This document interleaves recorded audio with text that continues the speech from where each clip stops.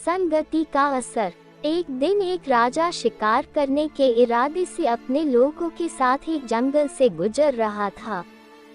बहुत दूर दूर तक कोई शिकार नजर नहीं आ रहा था। वे धीरे धीरे घने जंगल में प्रवेश करते गए।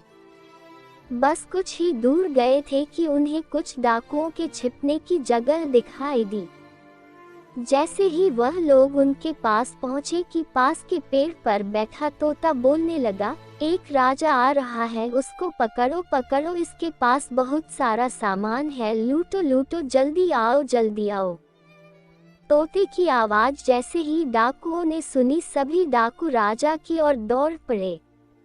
डाकुओं को अपनी ओर आते देखकर राजा और उसके सैनिक दौड़कर भागने लगे। भागते भागते काफी दूर निकल गए। सामने एक बड़ा सा पेड़ दिखाई दिया।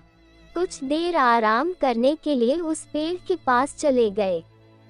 जैसे ही पेड़ के पास पहुंचे कि उस पेड़ पर बैठा तोता बोलने लगा, आओ राजा, हमारे साधु महात्मा की कुटिया में आपका स्वागत करते हैं।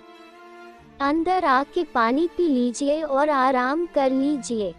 तोते की इस बात को सुनकर राजा हैरान में पड़ गया और विचार करने लगा कि एक ही जाति के दो प्राणियों का व्यवहार इतना अलग अलग कैसे हो सकता है। राजा को कुछ समझ में नहीं आ रहा था। वह तोते की बात मानकर अंदर साधु की कुटिया में चला गया।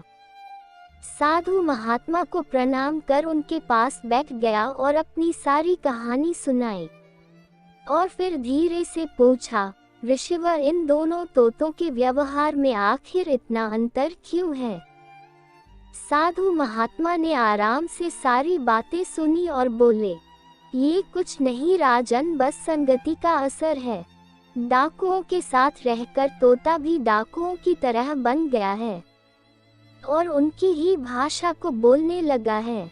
मतलब जो जैसे वातावरण में रहता है वह वैसा ही बन जाता है। कहने का अर्थ है कि मूर्ख लोग भी बुद्धिमानों के साथ रहकर बुद्धिमान बन जाते हैं, और अगर बुद्धिमान भी मूर्खों के संगत में है तो उसके अंदर भी मूर्खता भर जाती है। इसलिए हमें संगति सोच समझकर लोगों से करनी चाहिए। मेरा कहानी कैसी लगी दोस्तों? धन्यवाद।